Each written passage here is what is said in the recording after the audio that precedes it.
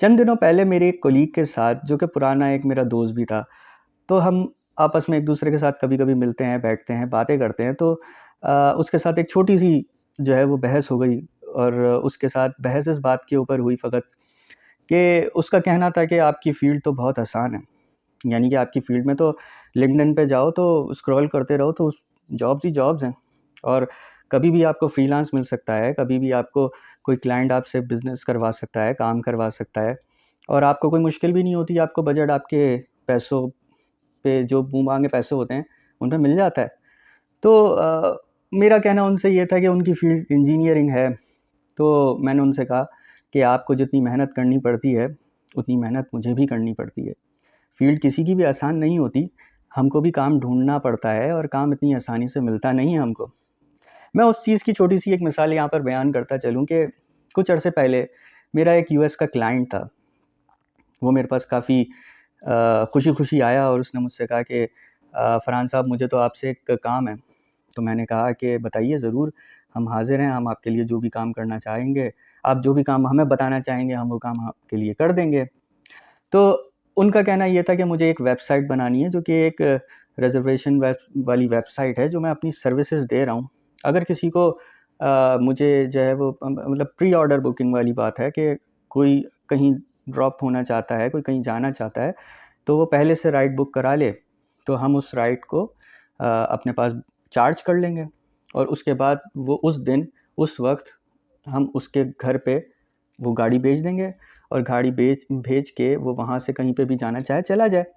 तो ये छोटा-सा एक प्लान है, और वो इस प्लान को बनाने के लिए मैंने उनको बताया कि भाई मुझे इसके लिए जो-जो बंदे हायर करने पड़ेंगे, जो-जो लोग मुझे चाहिए, वो मैं आपको बता देता हूँ, वो जो है कौन-कौन चाहिए होगा।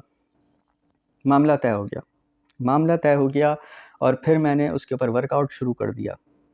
मैंने उनको बताया, भाई आपकी कंपनी के लिए मैं 4 नए कॉन्सेप्ट के लोगोज़ बना के दूँगा, और साथ-साथ मैं जो है वो आपको एक वेबसाइट टेम्पलेट बना के दे दूँगा, उसकी डेवलपमेंट फिर बाद में शुरू करेंगे। फिर उसके बाद मैं मोबाइल के लिहाज़ से बना दूँगा, जो कि मोबाइल कंपैटिबिलिटी के लिहाज़ से जो कि बिल्कुल सही आएगा, आईफ़ोन, एंड्रॉयड, टैबलेट के अंदर हर चीज़ मैं उसको ओके करके आपको प्रोजेक्ट आपके हवाले कर दूँगा। उन्होंने मुझसे बजट का पूछा, बजट क्या है? वेबसाइट कितने की बनेगी? भाई साहब, तो वेबसाइट जब का बजट बताने वाली बात हुई, तो हमने वो बजट बताया उनको। जब हमने बजट बताया तो उनका साफ इनकार हो गया। यानी कि साफ इनकार ही समझें कि उन्होंने 1-2 दिन तक तो मुझे रिप्लाई तक ही नहीं किया। जब रिप्लाई नहीं किया तो मैंने उनसे पूछा कि आपने बताया नहीं कि प्रोजेक्ट का क्या हुआ? तो जनाब 6 से 7 दिन के बाद वो बात तय हुई कि हम इस बजट पे काम नहीं कर सकते। हमको इस बजट पे काम नहीं करना, हम इससे सस्ते वाले पे चले जाएँ। लेकिन वो सस्ते वाला बजट है क्या?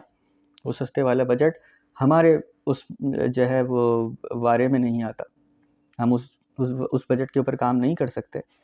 तो हमें इतना बार्गेन करने के बाद, इतनी मेहनत करने के बाद, इतना सब वेबसाइट रेफ़रेंसेस देखने के बाद, अपना टाइम वेस्ट करने के बाद, एक पूरी वर्कआउट करने के बाद, पूरी रिसर्च करने के बाद, आखिर में क्या मिलता है कि हम इस बजट पे काम नहीं कर सकते। तो ये फ़ील्ड आसान तो ना हुई।